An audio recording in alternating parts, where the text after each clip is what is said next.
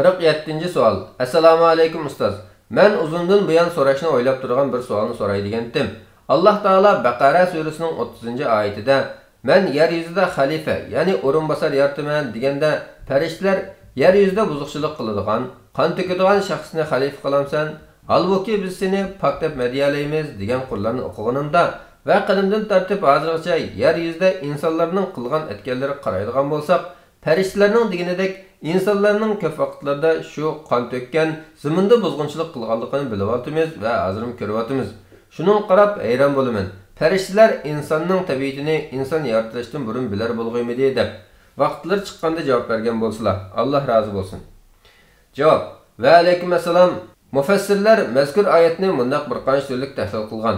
Birinchi, farishtalar u gapni Alloh taolo ularga Odam alayhissalomning avlodlarining zaminda buzg'unchilik va o'zaro hasadxo'rlik qilishadiganlikdek tabiatini bayon qilib bergandan keyin ondan bilgan.